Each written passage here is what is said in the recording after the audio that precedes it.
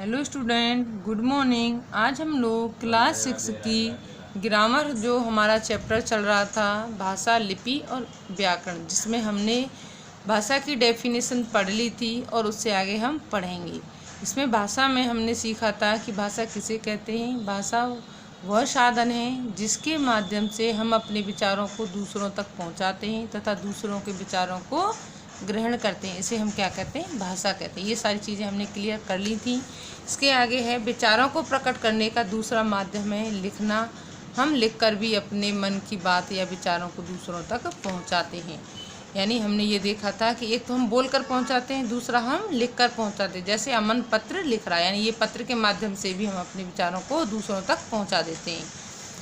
ऊपर दिए गए चित्र में आप देख रहे हैं कि अमन अपने मित्र को पत्र लिख रहा है। अमन का मित्र पत्र पढ़कर अमन के विचारों को जानेगा, यानी वो जानेगा और अपने विचारों को फिर पत्र के माध्यम से उसके पास पहुंचाएगा।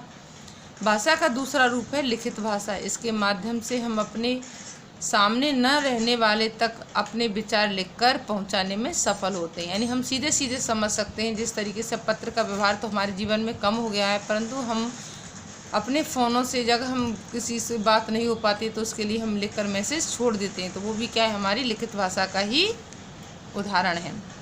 परिभाषा, जिस माध्यम से विचारों या भावों का आदान प्रदान किया जाता है उसे हम क्या कहते हैं? भाषा कहते हैं। ये हम पहले ही जान चुके हैं।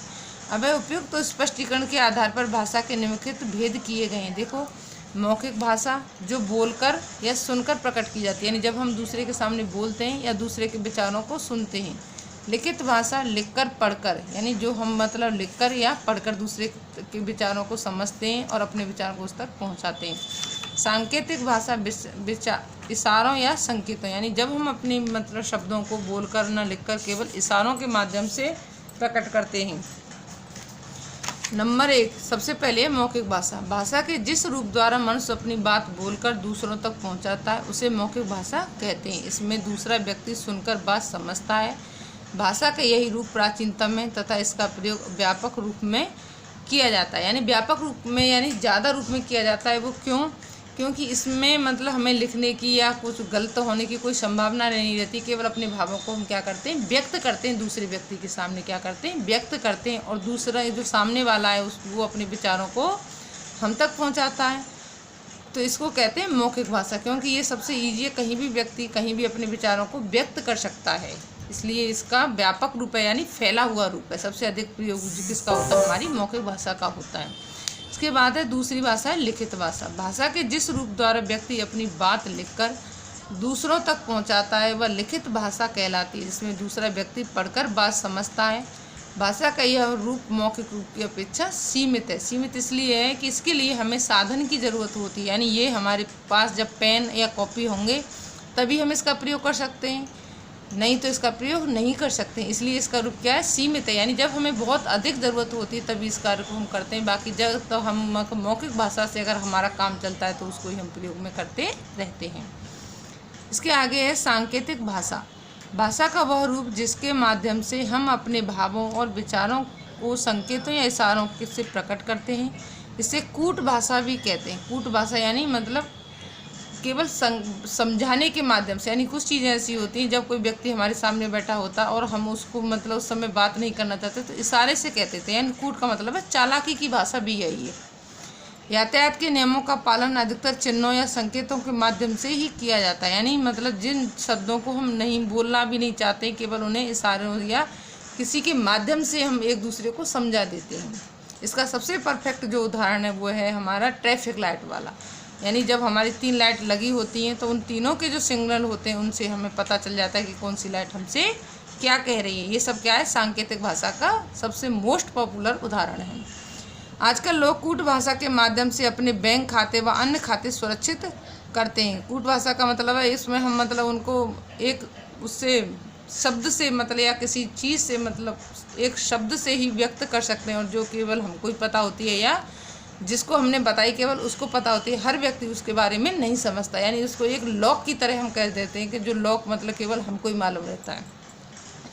हमारे देश में अलग अलग राज्यों में अनेक भाषाएं बोली और समझी जाती हैं, जैसे हिंदी, उर्दू, पंजाबी, तमिल, तेलुगु, कन्नड़, मैथिली, बांग्ला, भोजपुरी, राजस्थानी आदि इन भाषाओं को लिखने का तरीका भी अलग है। यानी सारी भाषाएं अलग अलग तरीके से लिखी जाती हैं। जैसे हिंदी है तो हिंदी हम सब जानते हैं कैसे लिखी जाती है। उर्दू जो है वो मतलब एक तो भाषा उर्दू इधर से हिंदी हम इधर साइड से लिखते हैं और उर्दू हम हमेशा उल्टी साइड से इधर साइड से लिखते हैं, और इसके शब्द जो होते हैं वो भी फैले हुए होते हैं। इस तरीके से लिखकर या बोलकर प्रकट की जाने वाली भाषा की ध्वनि समूह सार्थक होनी चाहिए। सार्थक का अर्थ है एक विशिष्ट अर्थ रखने वाले, यानी कुछ शब्द जो लिखकर हम बोलते हैं या बोलकर बोलते हैं उनके सार्थक शब्द का मतलब है तो उसका एक निश्चित अर्थ होना चाहिए, उसका कुछ अर्थ होना चाहिए। ऐसा नहीं कि हम शब्द तो बोल रहे हैं उसका कोई अर्थ ही नहीं है तो वो हमारी भाषा नहीं मानी जाती है। लिखकर या बोलकर प्रकट की जाने वाली भाषा के ध्वनि समूह सार्थक होने चाहिए। सार्थक का अर्थ है एक विशिष्ट अर्थ करने वाले। जिन शब्दों का अर्थ हम नहीं समझ सकते हैं वे हमारे लिए कोई अर्थ नहीं रखते, वे शब्द निरर्थक हैं। यानी जैसे हम कह सकते हैं, जैसे हमने बोला सार्थक शब्दों में हमने बोल दिया, जैसे बिल्ली बोला है इसने, बिल्ली की मतलब हमें नाम लेते ही हमारी समझ में क्या आएगी कि बिल्ली कौन होती है, जिसके 4 पैर होते हैं, जो काले रंग की होती है या सुनहरे रंग की होती है और जिसकी मतलब पीली जैसी आँखें होती हैं, उसको हम बिल्ली कहते हैं। मकान, पेड़ आदि। परंतु जैसे ही हमारे सामने आया फड़फड़, झड़झड़, सटपट, रग रग, तो ये सब क्या है, ये हमारे इनका कोई अर्थ नहीं होता, केवल हमने ये व्यवहारिक रूप में बोलने के लिए बना लिए हैं। यानी सार्थक ध्वनि वो होती है जिसका एक प्रॉपर अर्थ निकलता है, उसको सार्थक ध्वनि कहते हैं। जैसे एक मतलब शब्द लेते ही हमें समझ में आ जाए कि हम किसके बारे में बात कर रहे हैं। निरर्थक ध्वनि होती है जिसका कोई हम मतलब नहीं निकाल सकते, जिस शब्द का कोई अर्थ नहीं उसको निरर्थक बोलते हैं।